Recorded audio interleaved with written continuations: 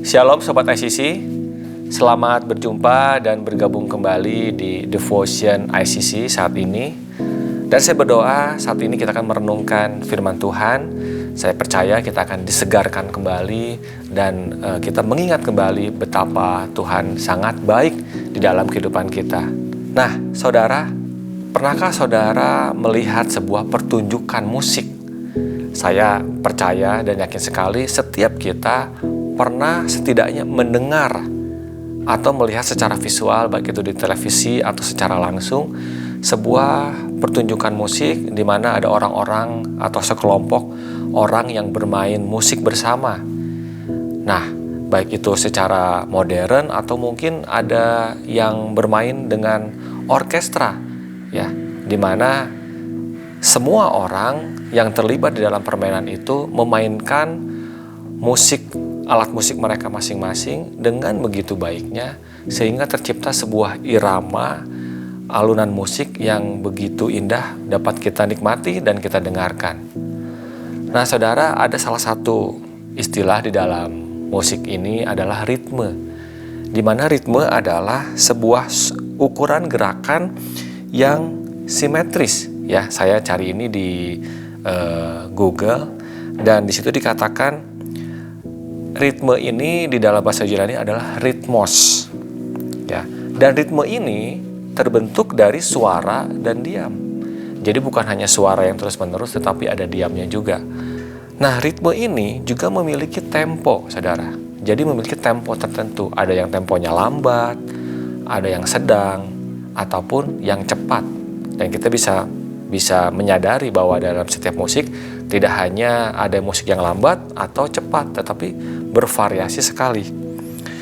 Jadi ritme di dalam sebuah musik adalah sesuatu yang sangat penting, karena ini bisa menentukan keharmonisan sebuah kelompok atau sebuah tim untuk memainkan musik bersama-sama. Jadi bayangkan kalau misalnya ada satu atau dua orang yang dia tidak mengikuti ritme yang ditentukan, maka dia akan menjadi inharmoni atau tidak harmonis dengan musik yang lainnya, teman-teman yang lain.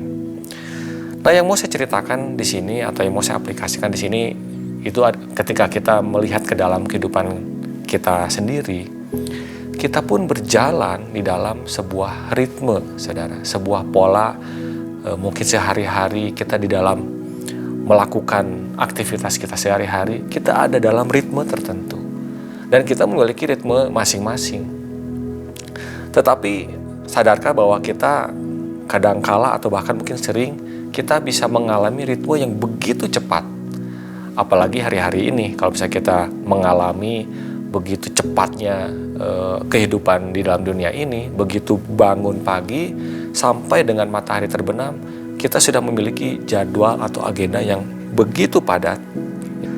Jadi kesibukan atau ritme kehidupan yang begitu cepat, yang begitu banyak yang harus kita kerjakan, kita bisa terjebak dengan ketergesa-gesaan atau terburu-buru. Hidup kita menjadi sangat rush, ya, begitu sibuknya. Sehingga kita tidak punya waktu, ya, kita tidak punya waktu untuk kita bisa rest, ya, secara benar. Kita tidak bisa reflect kehidupan kita. Kita tidak memiliki hubungan yang begitu dalam dengan orang-orang yang terdekat dengan kita. Tidak memiliki quality time. Bahkan kita tidak memiliki quality time atau keintiman dengan Tuhan. Nah, saudara, kita sangat perlu untuk dapat mengatur waktu kita sedemikian rupa sehingga kita memiliki waktu-waktu yang penting tersebut yang sebetulnya ternyata dapat hilang ketika kita terjebak di dalam ritme kehidupan yang sangat cepat. Jadi pertanyaannya, apakah kita sudah benar-benar menggunakan waktu kita dengan baik? Ya, walaupun kita sibuk bukan berarti kita tidak produktif, tetapi apakah kita sudah menggunakannya dengan baik untuk hal-hal yang benar-benar penting, yang menjadi prioritas, dan khususnya sesuai dengan kehendak Tuhan. Dikatakan di Efesus 5 ayat 15 sampai 17. Karena itu perhatikanlah dengan saksama bagaimana kamu hidup. Janganlah seperti orang bebal, tetapi seperti orang arif. Dan pergunakanlah waktu yang ada, karena hari-hari ini adalah jahat. Sebab itu janganlah kamu bodoh, tetapi usahakanlah supaya kamu mengerti kehendak Tuhan. Wow. Jadi kita harus perhatikan bagaimana kita hidup. Kita harus cek bagaimana hari-hari kita menjalani aktivitas kita, kehidupan kita. Apakah sudah sesuai dengan kehendak Tuhan? Dan apakah kita benar-benar mengerti kehendak Tuhan? Sehingga kita ketika kita melakukan pekerjaan kita, aktivitas kita, kehidupan kita, di dalam keseharian kita, itu tetap memuliakan Tuhan.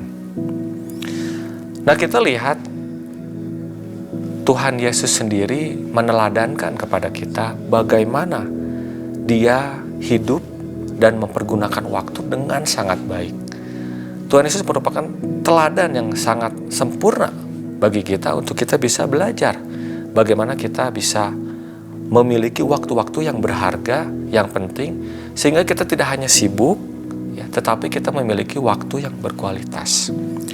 Nah, saya akan bacakan beberapa contoh ya di Markus. Yang pertama di Markus 1 ayat 16 sampai 17. Ketika Yesus sedang berjalan menyusur Danau Galilea, Ia melihat Simon dan Andreas, saudara Simon. Mereka sedang menebarkan jala di danau sebab mereka penjala ikan. Yesus berkata kepada mereka, "Mari ikutlah aku dan kamu akan kujadikan penjala manusia."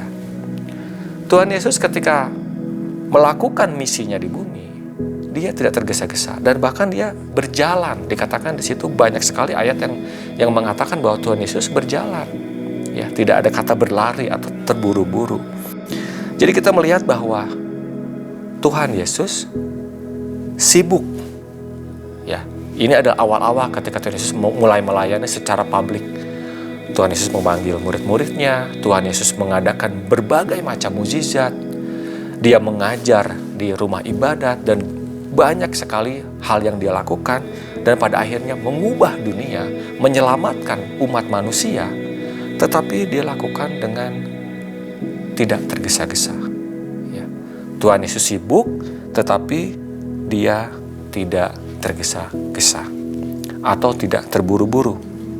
Nah, kita lihat lagi ada pelajaran yang bisa kita petik di dalam Markus 1 ayat 35 sampai 39. Hal apa yang Tuhan Yesus benar-benar tekankan di dalam kehidupannya sebagai Tuhan yang turun ke dunia untuk melakukan misinya, menyelamatkan manusia. Dikatakan di Markus 1 ayat 35, pagi-pagi benar waktu hari masih gelap, Ia bangun dan pergi keluar. Ia pergi ke tempat yang sunyi dan berdoa di sana. Tetapi Simon dan kawan-kawannya menyusul Dia. Waktu menemukan Dia, mereka berkata, "Semua orang mencari Engkau." Lalu jawabnya, "Marilah kita pergi ke tempat lain, ke kota-kota yang berdekatan, supaya di sana juga aku memberitakan Injil, karena untuk itu aku telah datang." Saya sampai situ bacakan. Jadi ada dua hal. Tuhan Yesus tidak lupa untuk berdoa. Dia memiliki waktu yang berkualitas bersama dengan Bapanya di surga.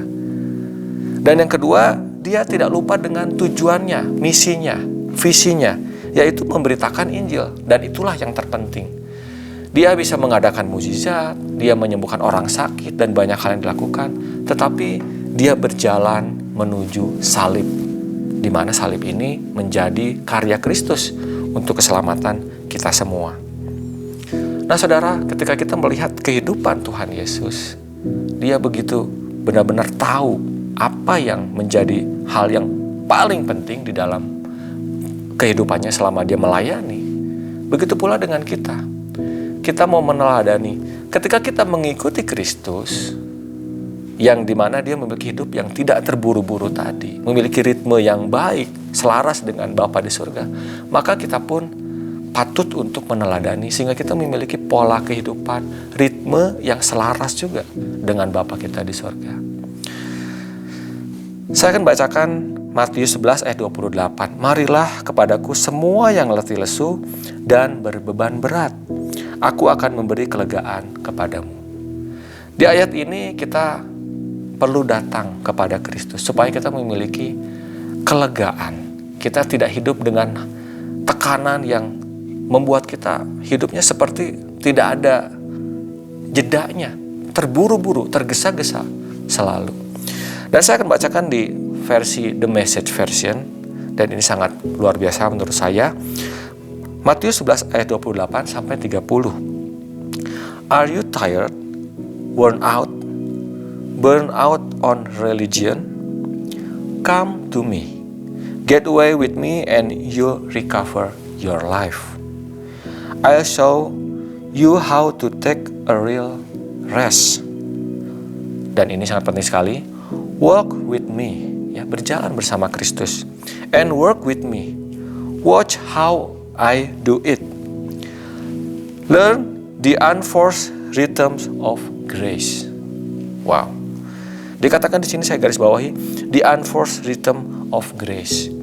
Kita perlu berada di dalam ritme, di dalam irama kasih karunia Tuhan, supaya kita memiliki hidup yang benar-benar melakukan hal-hal yang tidak hanya sibuk, ya.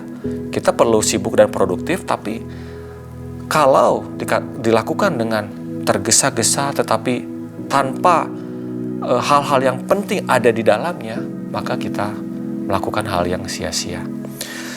Dan saya akan tutup dengan satu ayat yang penting juga di dalam hukum yang terutama. Kasihilah Tuhan Allahmu dengan segenap hatimu, dan dengan segenap jiwamu, dan dengan segenap akal budimu, dan dengan segenap kekuatanmu. Dan hukum yang kedua ialah kasihilah sesamamu manusia seperti dirimu sendiri. Tidak ada hukum lain yang lebih utama daripada kedua hukum ini. Sama seperti apa yang Tuhan Yesus lakukan dan teladanan kepada kita. Tuhan Yesus memiliki hubungan yang sangat intim dengan Bapa di surga, tetapi Dia juga memiliki kasih yang begitu besar akan kita semua, akan manusia, dan Dia mengasihi dengan sangat luar biasa. Dan inilah dua hal yang menjadi hal yang utama di dalam pelayanan Tuhan Yesus ketika di bumi ini. Jadi marilah kita reflect kehidupan kita. Apakah kita saat-saat ini sudah mempergunakan waktu-waktu yang Tuhan percayakan di dalam kehendak Tuhan dan mengasihi sesama kita, sehingga waktu-waktu yang terbaik yang kita miliki, ya, yang terbatas yang kita miliki sebanyak 24 jam satu hari itu menjadi maksimal mempermuliakan nama Tuhan. Mari kita berdoa. Tuhan Yesus, kami mau dan rindu supaya kami memiliki kehidupan yang benar-benar seirama dengan Engkau, satu ritme, tidak terlalu lambat, tidak terlalu cepat, dan kehidupan kami mengerti akan apa yang menjadi kehendak-Mu, dan bahkan kami mampu mengeluarkan kasih kami bagi orang-orang yang ada di sekitar kami, sesama kami, sehingga kami menjadi berkat bagi orang banyak, Tuhan. Kami tidak mau hidup bagi diri kami sendiri. Waktu-waktu yang kami pakai bukan untuk kepentingan kami sendiri, Tuhan, tapi Kau berikan hikmat dan bijaksana supaya kami semakin mengerti apa yang menjadi kehendak-Mu. Terima kasih Yesus, kami serahkan perenungan kami saat ini di dalam nama Yesus. Kami berdoa, haleluya, amin. Baik saudara, sekian Devotion saat ini. Sampai berjumpa di acara Devotion minggu depan. Tuhan Yesus memberkati.